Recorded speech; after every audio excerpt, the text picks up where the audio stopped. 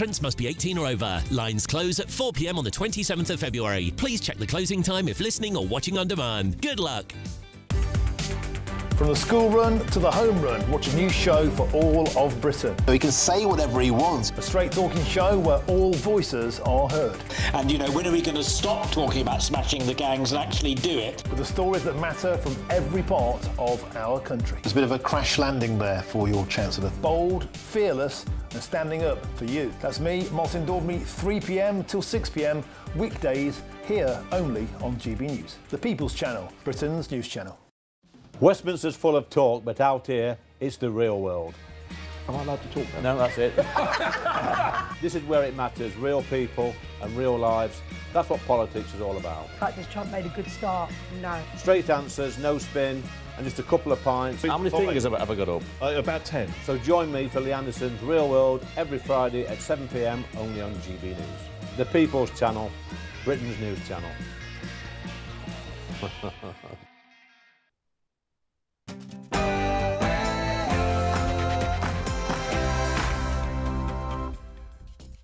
Well, it wasn't a horrendous misjudgment, but how long now will Starmer last? We're going to debate that. Plus, unbelievable, the number of migrants on benefits has tripled in the last few years. How much longer are taxpayers going to put up with it? And working from home. I made a comment yesterday that basically said, get back to the office, work is good for you, and you'll be much less productive working from home.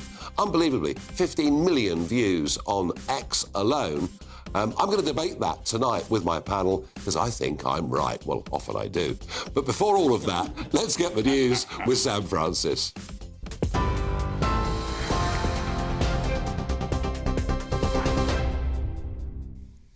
Nigel, thank you, and good evening to you. Well, we start this hour with breaking news. Counter-terrorism police are understood to be leading an investigation after 2 boys were stabbed at a secondary school today in northwest London. A 13-year-old has been arrested on suspicion of attempted murder. Officers were called to Kingsbury High School in Brent this afternoon, just before 1 o'clock.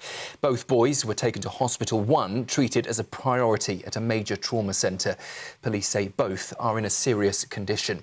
The Metropolitan Police has said that the incident is not being treated as terrorism, despite counter-terror officers leading inquiries.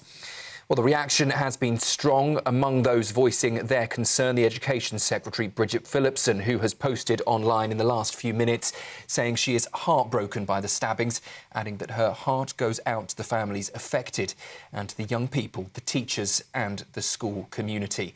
She also said the government is in contact with the school and the council to offer support as investigations continue. In other news tonight, Sir Keir Starmer has said he will never walk away from the country he loves and vowed he won't stop fighting for working people. The Prime Minister was speaking today to members of the public at a cost of living event in Hertfordshire, just a day after his position came under pressure. Never walk away from the mandate I was given to change this country. I will never walk away from the people that I'm charged with fighting for. And I will never walk away from the country that I love. Well, senior Labour figures have since moved to publicly back the Prime Minister, including Andy Burnham, the Mayor of Greater Manchester. He says he supports the Prime Minister, calling for unity within the Labour Party as pressure continues to mount on Sir Keir Starmer. He also said he has now directly spoken to Sir Keir, urging a stronger sense of teamwork and for internal briefings to be dialed down as the party faces intense scrutiny. Yes, he has my support. The government has my support. It is absolutely right that people give the government stability in this moment. I don't agree with you that the government hasn't done anything to support, as you say, working class Britain. I reference things that we are doing with the government support in Greater Manchester. Well, staying with news from Westminster, and today it was confirmed that Sir Keir Starmer's former communications officer has apologised for his past association with a councillor later convicted of child sex offences and said he will not take the Labour whip. Lord Matthew Doyle previously campaigned for the former Labour councillor Sean Morton, who admitted possessing indecent images of children in 2017. In a statement, Lord Doyle said his continued support was a clear error of judgment, adding that Morton's crimes were vile and that his thoughts were with the victims. Lord Doyle also said he would now sit independently in the House of Lords. So far, there has been no response from Sir Keir Starmer. Well, breaking from the United States tonight, the FBI has released new images of a masked and armed individual as it steps up the search for missing mother of the US news anchor Savannah Guthrie. 84-year-old Nancy Guthrie vanished from her home in Tucson in Arizona more than 8 days ago, and investigators now believe she was taken against her will. Federal agents say these newly recovered surveillance images appear to show someone tampering with the front door camera at the time of her disappearance. The FBI say the footage had initially been inaccessible after recording devices from the front door of the property were removed. Well, in a public appeal, Savannah Guthrie has said her family believes her mother is still alive, urging anyone with information to come forward. We beg you now to return our mother to us so that we can celebrate with her. And the FBI says it is offering a $50,000 reward as that search continues. We will keep across developments and bring you the very latest. And back here at home, an Afghan asylum seeker has been found guilty today of abducting and raping a 12-year-old girl in Nuneaton. Ahmed Malakil admitted one count of rape and was unanimously convicted of another count of rape and abducting and taking indecent video. The court heard the 23-year-old took the child to a quiet cul-de-sac where police say she was the victim of extremely horrific sexual offences. Co-defendant, 24-year-old Mohammed Kabir, was found not guilty of all charges. Those are the latest headlines for now. More news in an hour.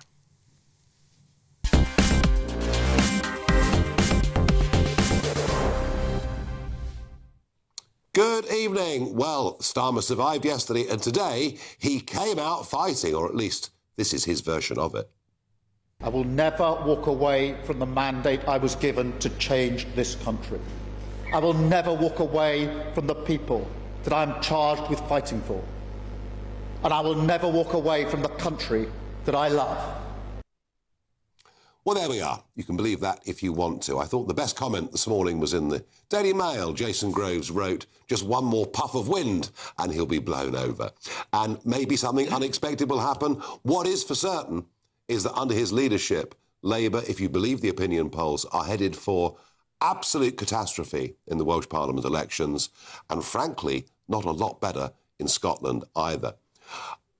He'll certainly be gone after May the 7th, certainly be gone. And maybe they'll keep him there to carry the can for what's about to come.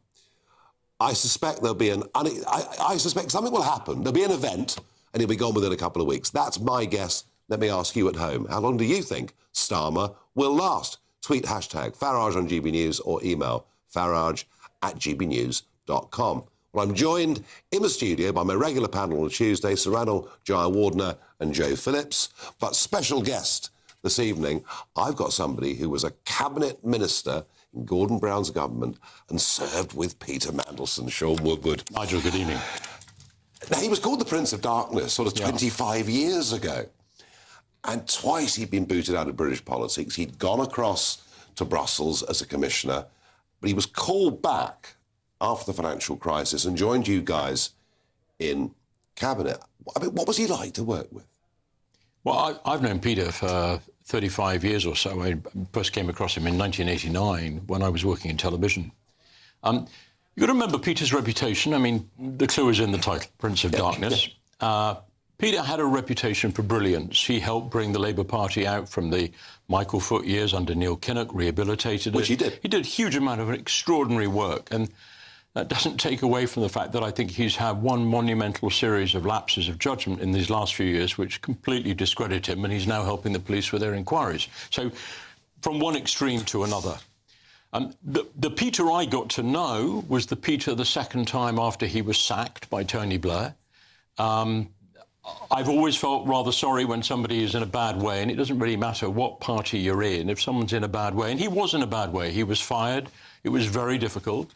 He needed friends, and I was around, and I don't regret helping him back in 2001 and 2. I feel a little sore by the way that once he had, as it were, got back into the European Union, I almost became a person he didn't remember. We did remember each other when Gordon Brown brought him back into the government, and I kind of thought, well, you know, this is going to be exciting. He's very smart, he's very clever, this could bring a lot to the government. But we would monumentally fall out in 2009, and this was all over the Chilcot inquiry. I was absolutely wedded to Gordon Brown's decision that it had to be a public inquiry. I've always thought that transparency is the best disinfectant, bring daylight in. And Peter didn't agree, and we had a very major difference of views. It happens that Gordon prevailed. It was a public inquiry, so John Chilcot did his work. But I think Peter didn't really forgive me for daring to cross him. And we managed a perfectly manageable relationship in the last year or so.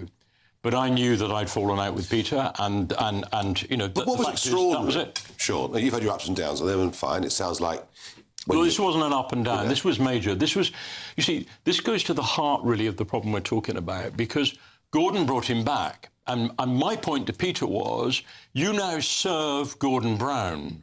And he made it very clear to me he didn't serve anyone. And what it became very clear to me was that the Peter I'd known had already become very different.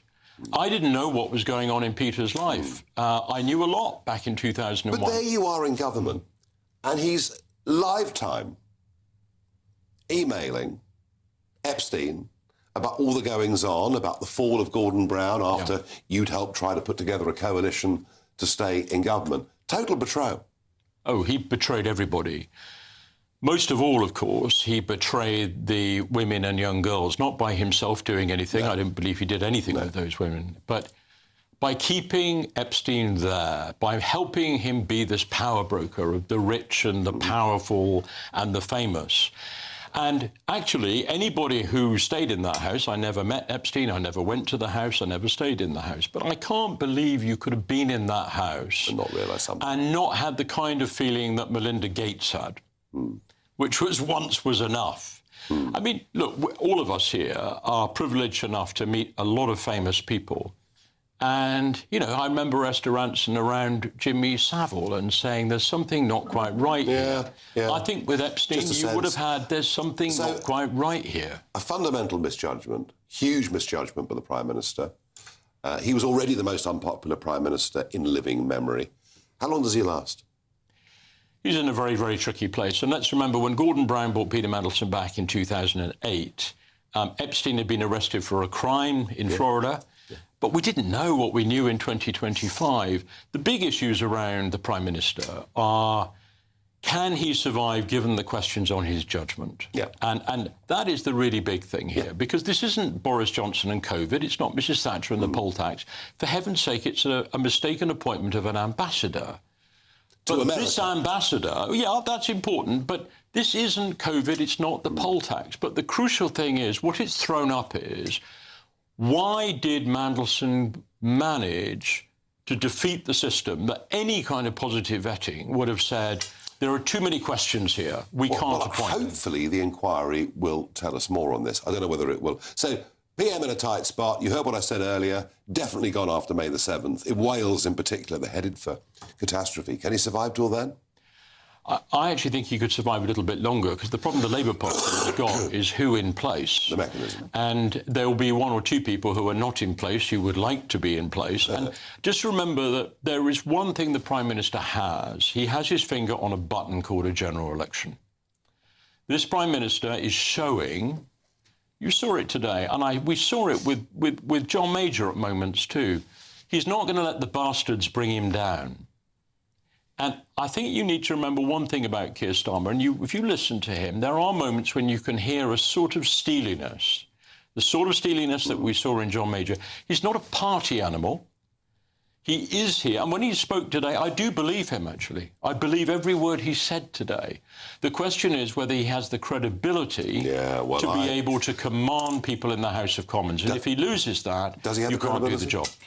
Well, I think, you know, for a start, I think all this pearl clutching about Peter Mandelson, from many people who said, well, it's a brave choice, but we understand why you've done it, because if you're going into the viper's nest of Trump, you need to put a snake in there.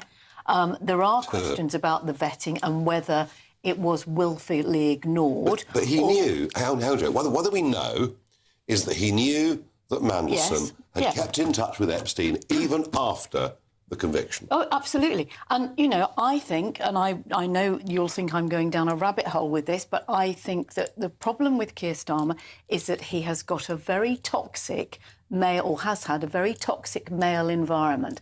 And Peter Mandelson, you know, Sean and I have been around at the same sort of time. You get power, you get a man who is close to power, who becomes the gatekeeper and wants to keep secrets, wants to share those secrets, which is why Mandelson was sending classified information to Epstein.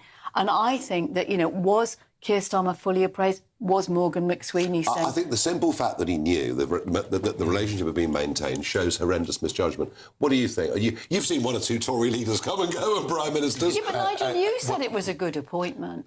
I didn't want him to be appointed, but once he was, I had to support it because I wanted us to have a good relationship with the American administration, particularly on trade. Nigel, I think... Yeah, I mean, sadly, I have seen a few Tory leaders go.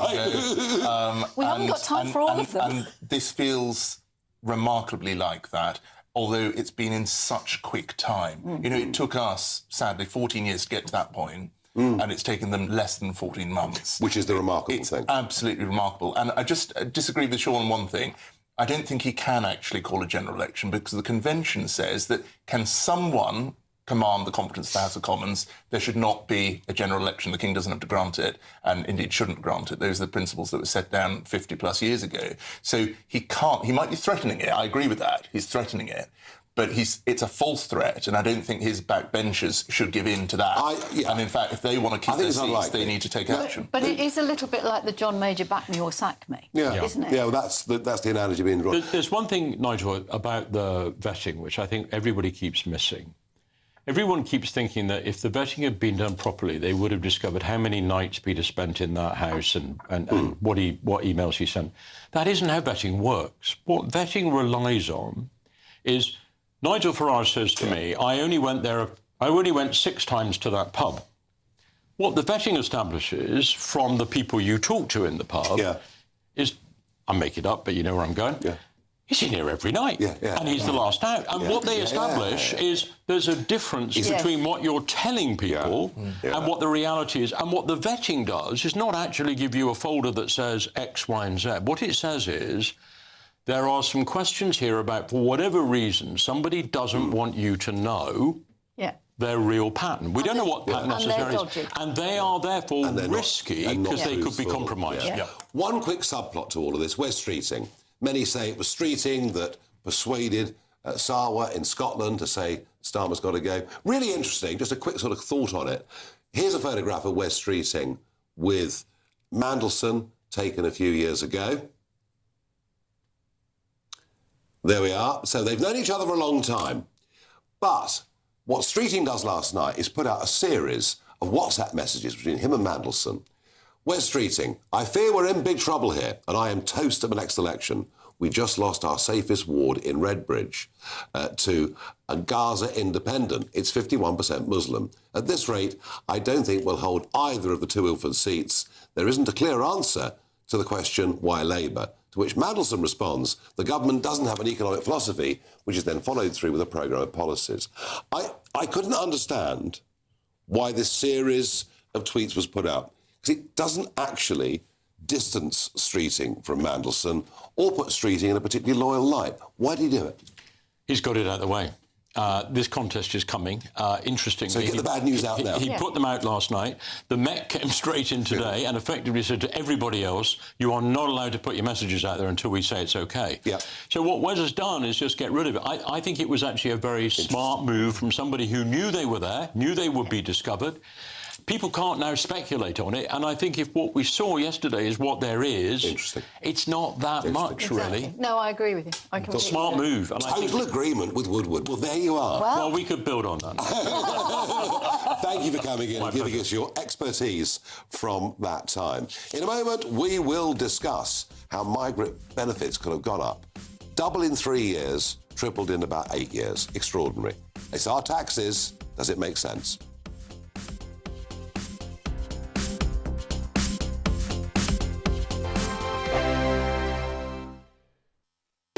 You want to know what's really going on in the corridors of power? Labour don't know what to do with you half the time, and that makes you quite lethal in the chamber. Get behind the headlines with Chopper's Political Podcast. Join me, Christopher Hope, as I sit down with the great and the good of British politics. We'll see where this ruling takes us. These are the stories shaping our nation. Chopper's Political Podcast, available now on all platforms. Listen in and stay ahead. GB News Breakfast, every day from 6 a.m. Morning, Angela. How are you? Good morning. I'm sitting here in the magnificent Old Bailey, right in the heart of the City of London, and just having a good giggle at you two. Well, do you remember our dancer? We had a good time with Kai, didn't we? I do. And you've joined me today because I've actually got just the other side of the wall from where I am at the moment. I've got 100 dancers ready to start performing at 9:30. We've got the press preview of our 2026 Let's Dance campaign, because I think I've told you about this before, Steve and Anne, that on March the 8th, we're hoping that the whole nation will be dancing on our National Day of Dance, when dance teachers all over the country, some between 20 and 30,000 of them, will be opening their doors and saying to people what you've been saying. Dance is the best kind of exercise you can possibly do for your mind and your body. And if you're somebody who wants to get fit, if you're a bit older and you want to keep, having a long and healthy lifestyle, but you don't want to go to the gym, you don't want to do a park run, particularly when the weather's like this in the rain, go to a dance class. It is the best exercise you can possibly do. And that's what we're trying to get everyone to understand or to experience on March the 8th. But leading up to that, today we've got our preview, and I've got, as I say, 100 dancers here, 10 dance groups, who are all going to show us different forms of dance that demonstrate that dance really is brilliant for any age group and for any kind of dance that you want to do. Are they all ladies? Because I think a lot of people worry about taking up dancing that they haven't got a natural partner. Oh no, we've got quite a lot of ladies here, yes. But I mean, for instance, the group of over 60s that have come here from the Place, which is the headquarters for contemporary dance, half men and half women. I've got an entire male group who are dancing for mental health. GB News, the People's Channel. Decisions made in Washington aren't just shaping America, they're shaping Britain too. From migration to global security, from crime to health. Whatever happens in the White House today will be felt in your town or city tomorrow. That's why The Late Show is live from Washington, DC. Cutting through the politics to show you what it all means for Britain. The Late Show live every night at midnight. Only on GB News, Britain's news channel.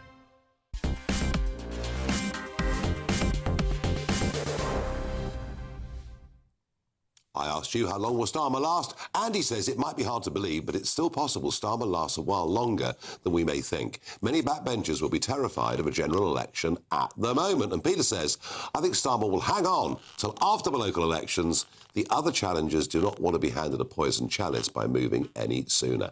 Interesting thoughts. And by the way, when Sean talked about bastards, it was a reference to John Major, who called his own opponents within the Conservative Party bastards back in the 1990s, just to give you some context. Now, migrant benefits. Let's have a look at this graph of universal credit, shall we? This shows you refugees receiving universal credit. The figures are going through the roof. The number on universal credit has doubled in 3 years. We've also got some new statistics on general practitioners as well. I'm joined by Rob Bates, Research Director at the Centre for Migration Control. Give us the numbers, Rob. So the headline figure is, as you allude to, the increase in those that have been granted refugee status has absolutely skyrocketed since 2022.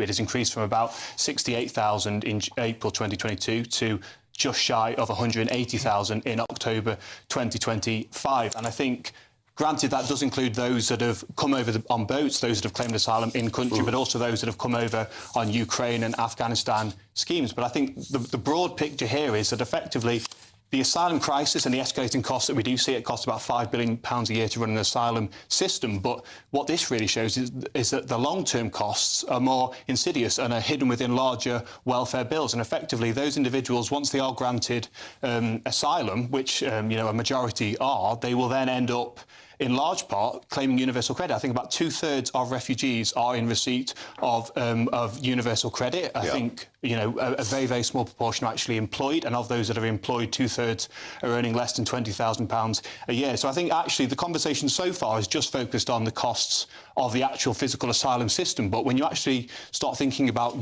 these individuals will be using education, they'll be using English language provision, they'll be using healthcare, they'll be using social services and social housing and so forth, the costs really are stacking up. And then when you add to it those who've come legally who are on benefits, it's an incredible 1.9 million foreign nationals claiming benefits of some kind. Yeah, 1.3 claiming universal credit, and then you've got others on child benefit and so forth. And the universal credit component of that is setting us back at least £10 billion every single year. And this is entirely the result of our decision to continue with a really lax system of indefinite leave to remain, which at this point now the only way to actually rectify long-term problems is to scrap the whole indefinite leave to remain system. But also the withdrawal agreement, the Brexit withdrawal agreement that gave EU citizens and their families, even if they're from outside of Europe, the right to sign on and claim welfare as well. Yeah. And this is an escalating problem. We're seeing huge increases across the board. But, Rob, universal credit is for people in work as well. Yes, but the majority are out of work. Yes, I know, but I think it's important to make that point. That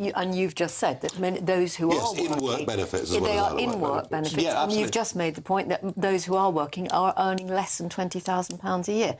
Once somebody's got their asylum status or they've got right to stay, then they can work. Can't they? But, but this goes against, let's just be clear here, that in the end, Boris adopted my idea of an Australian-style point system, which the public loved the idea of. But the truth is your government, Reynolds, lowered the levels such that a lot of people that have come and are working are still getting benefits. Yeah, look, I'm not, as I've said before, I'm not going to say that we got everything right. This clearly wasn't right. And the numbers here, I think this is invaluable research, actually, to inform the public debate and indeed policy making in Whitehall on the hidden costs of immigration, because, it's too easy to say, oh, yeah, fine, we'll bring in labour from outside of the UK, we'll therefore lower the point system, as has happened in the past, yes.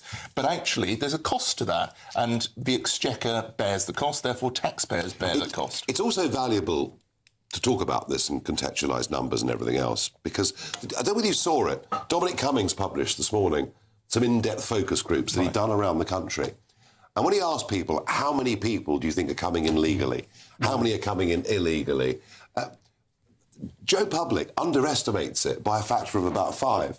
So despite all the work that's been done, people still don't get quite the scale of this, Rob. It's almost unfathomable what we did see under the Johnson government in particular, but I do think the way the conversation is going, because net migration has come down to about 204,000 for the last 12 months, there's a sense actually that we're losing scale of even that is a very ahistoric number, and it is way out of kilter. But isn't the reason net migration is down? So do people are fleeing. Well, exactly, actually, and that is a very large consideration as well, but the numbers of visas granted, so the numbers coming in is still about 850,000 a year, which is... But the problem is surely that, in all the conversations, of which there are many, not least of all here, about immigration, it all gets muddled up in legal immigration and illegal immigration.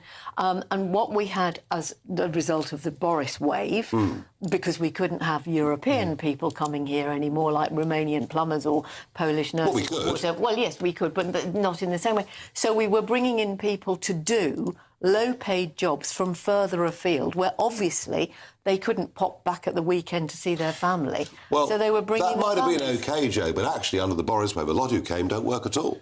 No, a very, very Well, large. Only about sort of a quarter of individuals that come actually come on literal work visas, and actually what you do see is a long-term drift.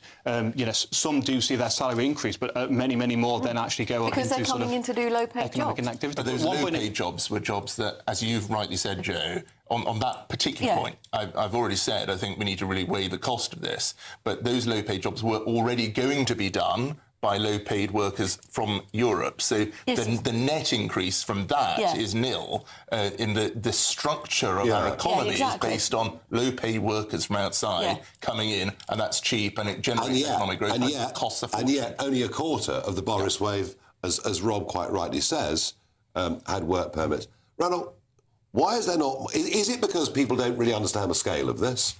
As per the Dominic Cummings work published today, why are people not more upset about this? My gut feel on this is that the pain is very acutely felt in certain parts of this country, and the benefits are spread far more thinly, but therefore, as a result, people don't notice the problems. And so, if I think about parts of Hampshire, where I live, the parts of Hampshire I used to represent, you wouldn't know that this has happened if you were to walk down the high street or you would go to the local school. But if you go to certain cities in particular across this country, including here in London, you'd absolutely know. Joe, I always get the feeling with the commentariat that the commentariat, You're looking at me. the Westminster commentariat, overwhelmingly privately school educated, overwhelmingly middle class, a lot of them living in sort of the Hampstead suburbs, and they're writing about these subjects with no idea what the impact is. No, I think that is true up to a certain point. And I think the other thing that is true is that quite often people won't have a conversation with, let's say, the security guard or the cleaner or the person who's, doing your eye test or something like that. Do you ever say to them, so where have you come from? Because your skin is a different colour to mine. Oh, you're working on a really low wage. Gosh, how do you manage? You've got 3 children. Goodness me, you're doing 5 jobs and, your partner's working 3 jobs as well. So people don't have those conversations. Well, you get in trouble for asking those sorts of questions now as well. I know, So, where are you from? No, I know, but you know what I mean. And I think, there is a point that sort of, cosy, metropolitan view of the world is, we've seen it with, as we've talked before, about, farmers and rural economies and anywhere outside of London. You don't... You have a different conversation if you're in Manchester or if you're in Truro. A very different conversation. But I do think there are certain things that are spread across the board, though, as well. Productivity being in absolute free fall and stagnant affects all of us. I think, there aren't certain roads that middle-class people can use that lower-class people use that, actually, we all feel the impact of that and the infrastructure creaking as well. So I don't think it is just... And I do agree that actually, in particular, it's pernicious when it comes to those on the lower wages. But I do think it is more and more being felt across the board at every level of society. Given the numbers, it has to be. Quick final thought. Newish Home Secretary Shabana Mahmood saying she would suspend indefinite leave to remain from 5 years to 10 years. Is she bringing it in for the Boris wave, which starts immediately, or not?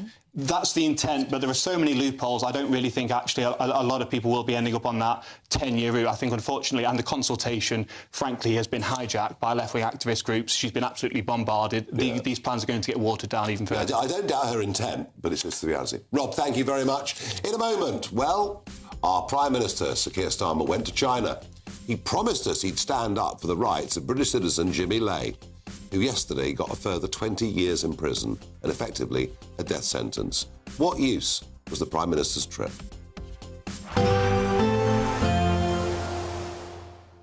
Can't wait to get in that sea. Lovely and warm. Just like the feeling of having great travel insurance. All Clear Travel Insurance sponsors GB News Travel Destinations Forecast. Hello. It's been very wet across western areas of Europe as well as the UK. There is some dry weather on the way for this weekend. Before then, though, a few showers affecting the Canary Islands through Wednesday. Some very heavy rain still moving into parts of northern Portugal in particular. Much of Spain and France also seeing that wet weather. As we look further east, it's still unsettled through the Mediterranean, but some sunny spells here and there. But as I said, as we look towards the weekend, high pressure moves in to bring more of us some sunshine across Europe. All Clear Travel Insurance sponsors GB News Travel Destinations Forecast. Hello again. Very good evening to you. This is your GB News weather update coming to you from the Met Office. The cloudy and rather the wet theme is going to stick with us as we go through the rest of today, overnight and into tomorrow. There's an area of low pressure to the west of us, and this is bringing some blustery winds towards the southwest, also the northeast. And then we have a couple of fronts moving their way in, a big band of quite persistent rain running from eastern England up through northern England across much of Scotland. And here we are seeing some hill snow over parts of Scotland as well through the night. Elsewhere there'll be outbreaks of rain coming in from the southwest across England, Wales and also Northern Ireland. Because of the cloud, because of the rain, well, it's not going to be a particularly chilly night. Mid-single figures across much of the north and some places towards the south, staying in double digits. So a fairly mild start to the day tomorrow. Across southern parts there will be some rain around, but it'll be outbreaks of rain, so some drier weather, some wet weather at times. The further north we go, the more persistent the rain's going to be. Quite a damp start to the day. It's not especially heavy, but it is just going to be very wet, and worth bearing in mind that the rainfall totals could be building up, particularly across some parts of eastern Scotland and also southwest Scotland. Could see some high totals, could be a bit of flooding, also some travel disruption as we go through tomorrow. Staying wet then through the day across the northern half of the UK. Further south, something a bit drier, maybe even some bright or sunny spells developing across the south and southwest. And here temperatures similar to today with highs of around 13, possibly 14 Celsius, but if anything, feeling slightly nicer because of the sunshine that's breaking through. As we go into Thursday, again, more cloud on offer. There will be rain around. We have a band of rain coming in from the west and then outbreaks of rain coming in from the east. Some glimmers of sunshine may be dotted around away from the wet weather, but on the whole, it's going to stay pretty grey. Another grey and wet day on Friday before Saturday, Valentine's Day, does look set to bring a sunnier treat. Bold. They are under no illusion. Ray, are you a human trafficker? Boundless. I've had enough of the nonsense, and I'm not afraid to say it. Don't get us on the BBC. Every weeknight, I tear through the headlines. The smell of gasoline. Should we be worried about it? From Westminster madness to cultural war chaos. What we're going to do now is they are throwing things out the car as we speak. Get ready, Britain. Here we go. Patrick Christie tonight, weeknights from 9 p.m, only on GB News, Britain's news channel. Hi, I'm Michelle Dewberry, and my show is your opportunity to cut through all the noise and dive in headfirst to some robust debates. Ideas clash. Situation, no, isn't it? No, because the failure is you're deliberately avoiding my point. Nothing's held back. And if you think this is the end of it, wait for more. And we do not shy away from the difficult stuff. Sometimes I want to shake people and say, if only you understood. So join me on Jubes & Co. weeknights at 6 p.m, only on GB News, Britain's news channel.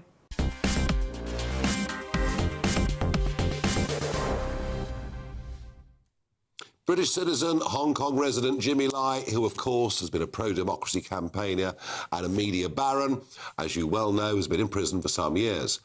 Have a look at this clip of the Chinese president when his name was mentioned last year. We are concerned by reports of Jimmy Lai's deterioration health in prison. You raised the Chinese embassy building in London when we spoke on the telephone. And we have since taken action by calling in that application.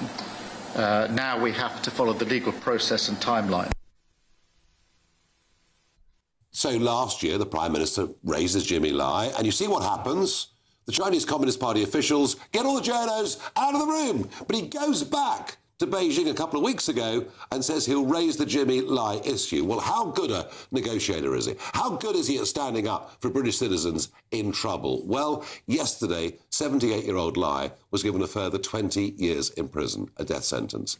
And I tell you something, it's very, very different to prime ministers of old.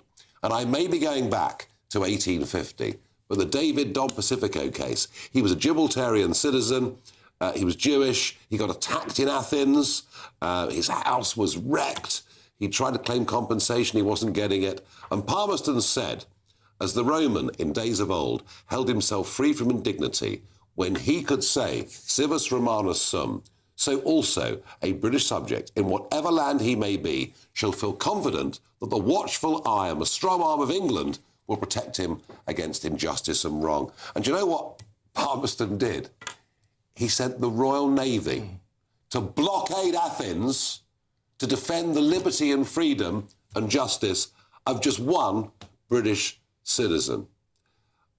Ranald, this Prime Minister doesn't stand up to China.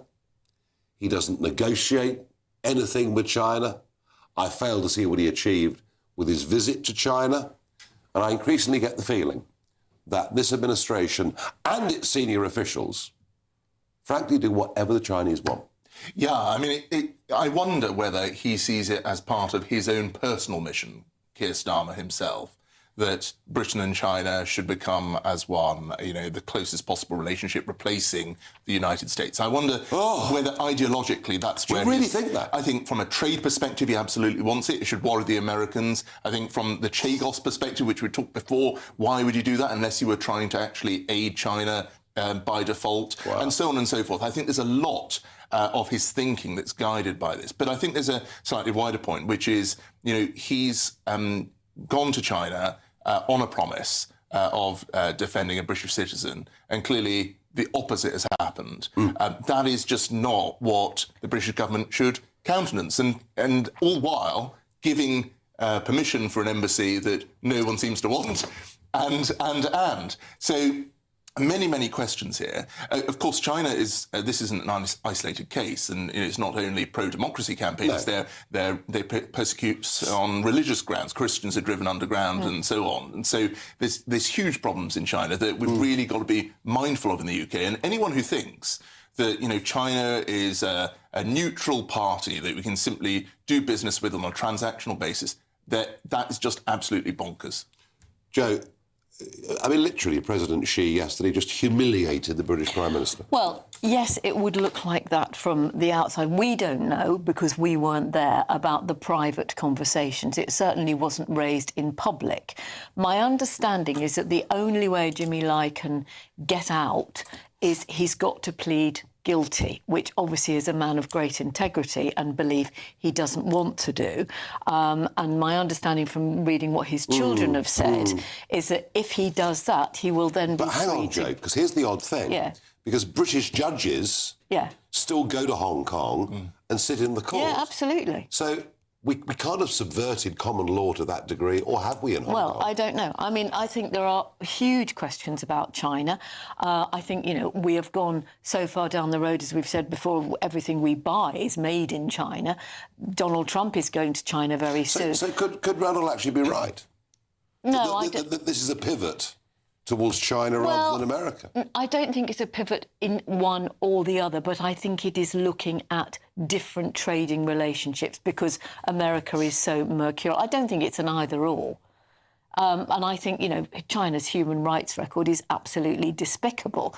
The trouble is, it will have to be an either-or, because America will not countenance us getting too close to China in the way that I think Starmer wants it to be. Trump's going there himself. You'll be accused of being a conspiracy theorist.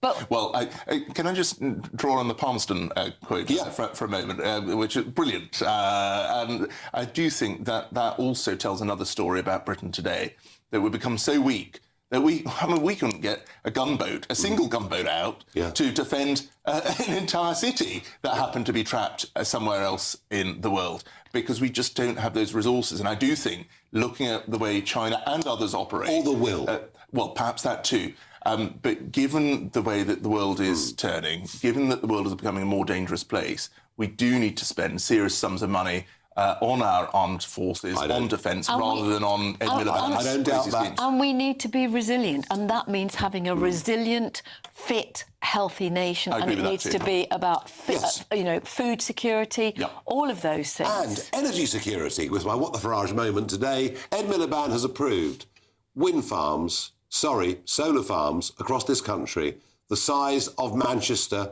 and guaranteed them all good prices, above market rates, for the next 20 years. We better take a break, I think. This upsets me too much. Completely crackers. Complete.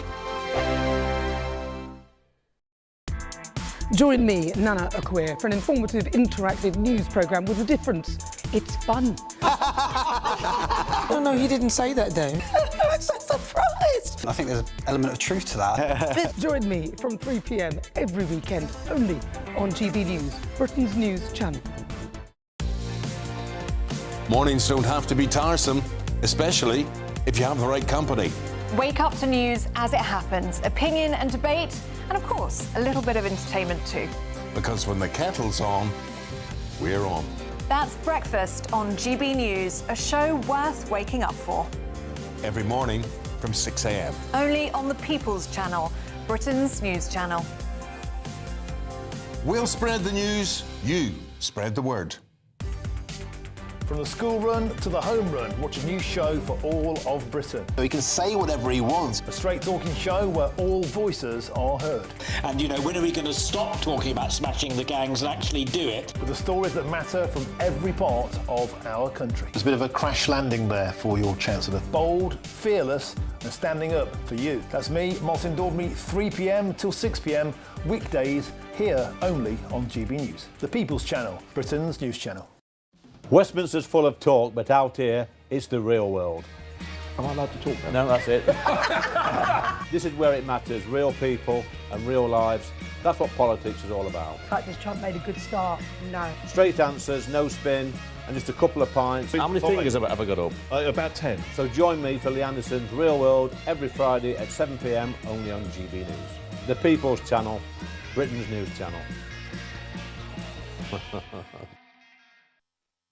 You want to know what's really going on in the corridors of power? Labour don't know what to do with you half the time, and that makes you quite lethal in the chamber. Get behind the headlines with Chopper's Political Podcast. Join me, Christopher Hope, as I sit down with the great and the good of British politics. We'll see where this ruling takes us. These are the stories shaping our nation. Chopper's Political Podcast, available now on all platforms. Listen in and stay ahead.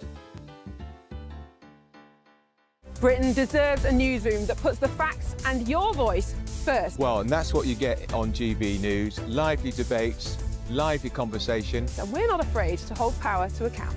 And each other. So join me, Andrew Pearce. And me, Miriam Cates, for Britain's Newsroom, weekdays from 9:30 on GB News. At GB News, we love to hear from you, our loyal community. So drop us a line at gbnews.com/yoursay. There, you can talk to each other and also to the presenters live on air.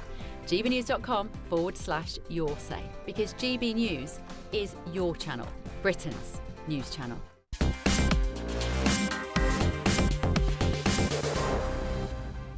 In-law as my driver. Now, I've said it 100 times before.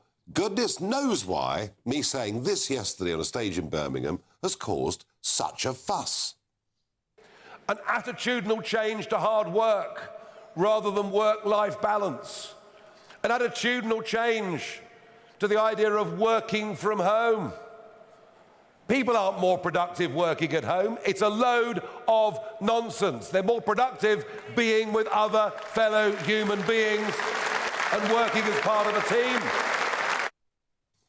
Now, that's had over 15 million views on X, which is pretty extraordinary. Now, according to many on X, I am, of course, urging the return of Dickensian workhouses. No, I'm not. I'm just saying people aren't more productive at home. Have a look at this chart of public sector productivity going back for the last 25 years. Now, you would have thought, since 97, with all the technological advances, that productivity actually would have gone through the roof. And what you see is a collapse in productivity with lockdown. And why are we not back up to where we were before? Well, I'll tell you why. Because much of the public sector now thinks it can work from home, frankly, as a right. I believe people do work better together as human beings. Of course, there are exceptions to this. Maybe a computer programmer can sit on their own and do more work than they could being in an office. And certainly for young people, to be told to work from home is frankly a tragedy because they learn by working with other people. But it is this idea now that has gripped many in both the public and private sector that it's their right to hybrid work and spend most of their time at home. I'm joined down the line by Joanna Robson, employment law solicitor. Joanna, the point I was making was, my own view, and I think it's backed up with the figures both here and in America, is people are more productive going to the office or to their workplace. But am I right in saying that people are now claiming this as an employment right?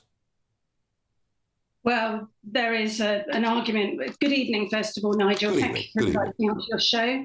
There is the issue around whether it becomes a term of the employment, because it's something which becomes an everyday thing. So it really all arose, didn't it, by reason of COVID, when furlough happened, everybody was on leave, and then this hybrid model kind of arrived where people were either slowly integrating back into work or they were purely working from home. But I think the issue was that there really wasn't the issue around a lack of productivity. If anything, there was an increase in productivity as a result of that. I think people worked longer hours, they didn't have the commute to think about.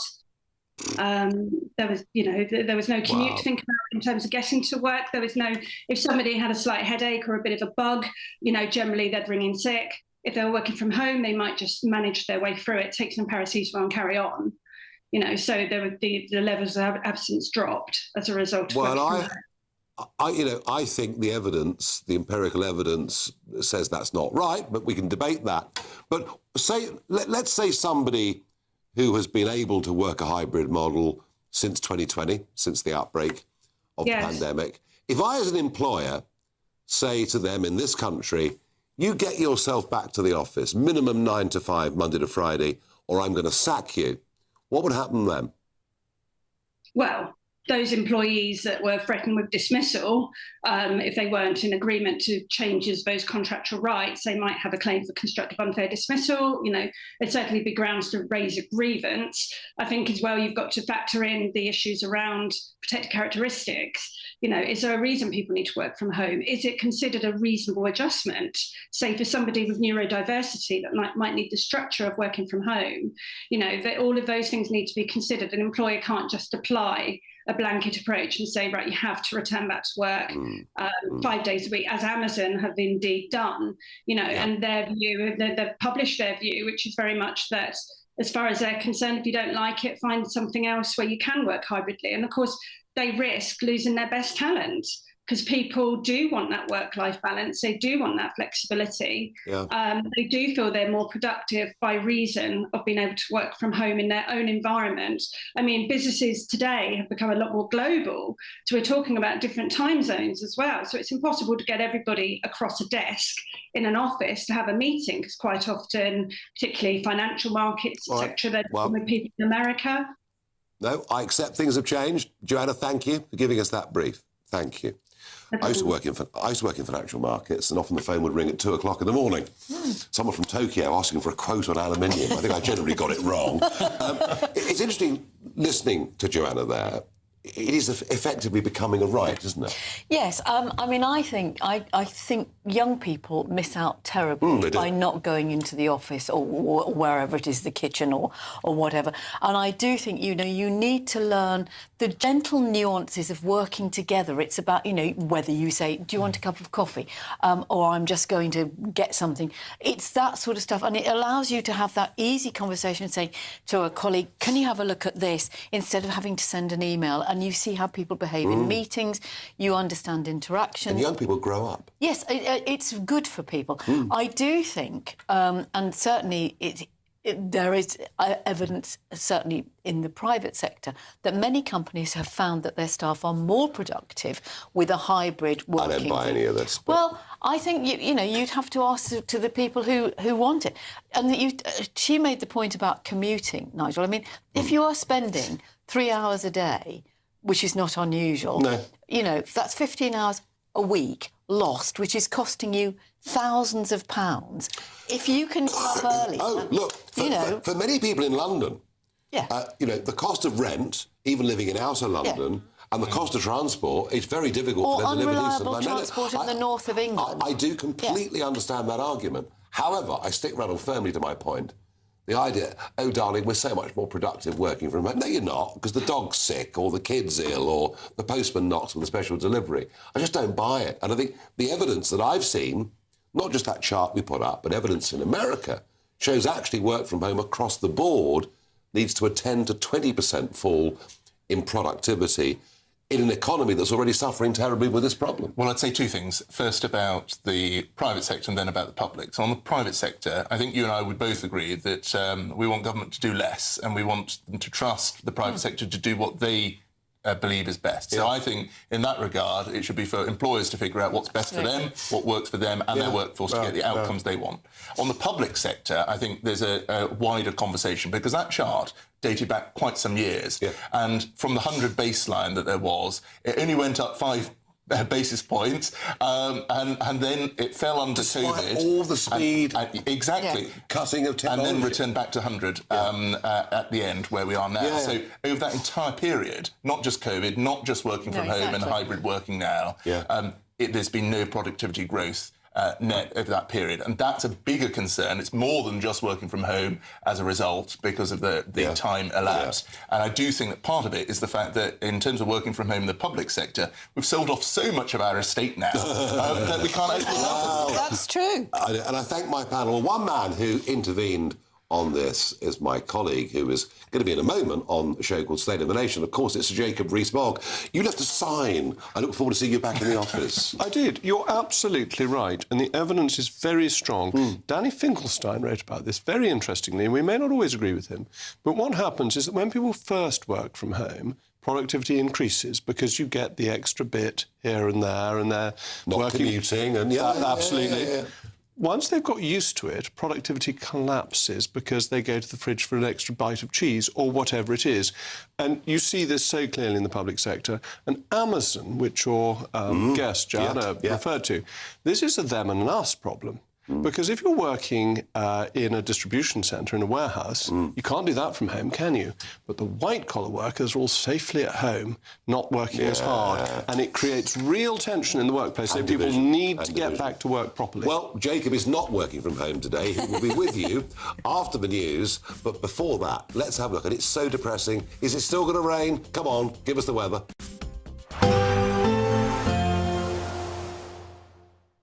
Expect warm spells with the odd rude interruption. Box Boilers sponsors the weather on GB News.